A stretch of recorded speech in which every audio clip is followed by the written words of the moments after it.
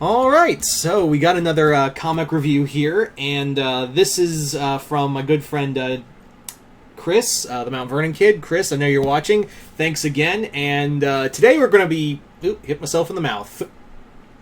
That's a first. Hit myself in the mouth with a comic. That's, it's not embarrassing at all. I'm not stopping. Anyway, so today we're going to be talking about an image book by the name of Killadelphia. So, Killadelphia is a comic written by Barry Barnes. Or, excuse me, Rodney Barnes. I don't know why I said Barry. This review is turning out so great. So, Rodney Barnes, for those who don't know, he is the person behind... He's a writer who...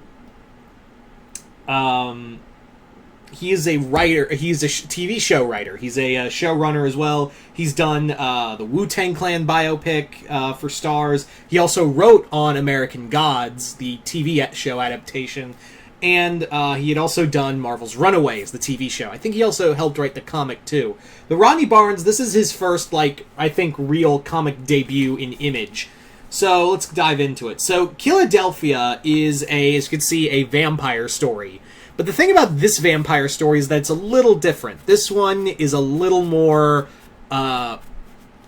complex, to say the least.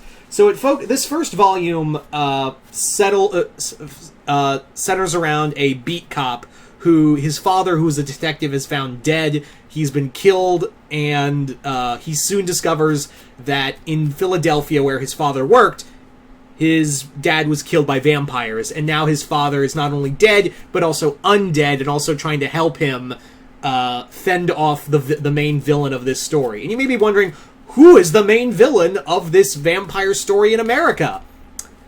John Adams. As in the second president of the United States, John Adams.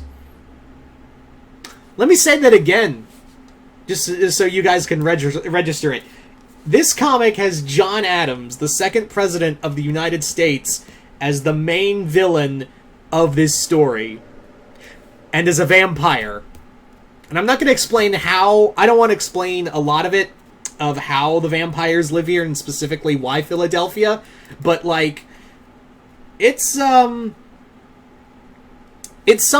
And it's something you need to really, understand for yourself to read. So... This comic is essentially a hard-boiled political thriller with vampires. That's the big thing, is that this is a graphic comic. This is not a kid's comic. I will say that up front. This is not a comic for kids. This is not something you give to your child. But I will say that I will say right out the gate, if you are interested in this comic, this is, as all first volumes for Image books, for those who don't know, every Image book, the first volumes are only $9.99. $10. That's little over, $10 plus tax. So it's literally like a gateway drug for Image books. That is a smart move. I've always said how Image Comics knows how to get readers into their books trade wise, because it's literally only $9 for any new story, any new comics. It's only $10 for the first volume, and then you gotta pay a little more, I think $16.99 for the following volumes. So still under $20. That's a hell of a lot less for most Marvel or DC trade comics. So, right out the gate, I do recommend that. This is a great political story of mixing vampires with the current... Reading this now, in the political climate we are currently in, is something, bit of an eye-opener. And the fact, and I've always said this before with horror, is that horror is the most malleable of all the genres. Of every genre, horror is the most malleable, because you can throw in every kind of bit of social commentary of the real world into a horror story. Or, you can even throw romance in there. You can throw in comedy. You can throw in anything. And you can mix a political thriller with horror. And again, making vampires, especially vampire John Adams, who was not the nicest guy to African Americans, let's be real, it makes perfect sense, especially in Philadelphia.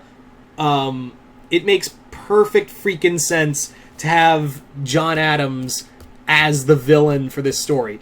This comic also really harkens to me of American Vampire by Scott Snyder. This is if you really enjoyed American Vampire, this is also a comic you need to pick up. I highly recommend, if you love Scott Snyder's American Vampire from Vertigo, this is the next thing. This is the next thing to get alongside American Vampire, because this definitely has a lot of the same feel of American Vampire in here.